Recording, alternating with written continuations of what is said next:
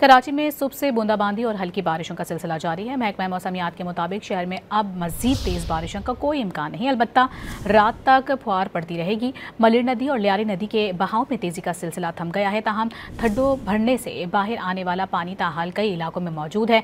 करीबी इलाकों की सड़कों पर पानी की वजह से ट्रैफिक का निज़ाम भी मुतासिर है।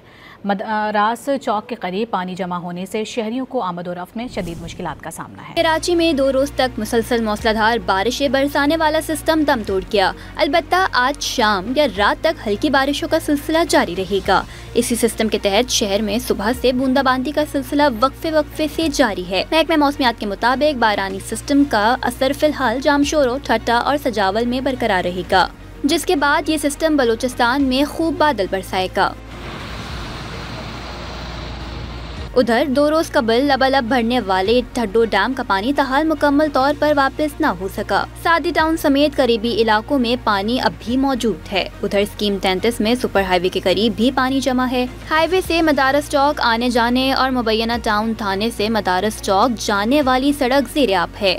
इसी वजह से ट्रैफिक की रवानी मुतासिर हो रही है। शहरियों ने हुकाम से फौरी नोटिस लेने का मुतालबा कर दिया कि कैसे दरिया बह रहे हैं, ना बच्चे स्कूल जा सकते हैं, ना बड़े बाहर आ सकते हैं, कोई इंतजाम नहीं है।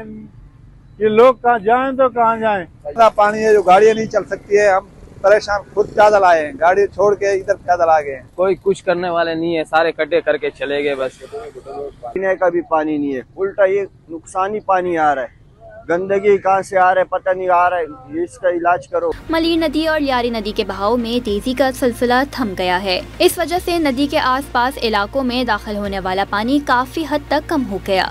इसी तरह शहर की मुख्तलिफ सड़कों से भी पानी निकाल लिया गया। 2 रोज की बारिशों के दौरान मुख्तलिफ हादसात के बाइस शहर में 11 अमवात रिकॉर्ड की गयी।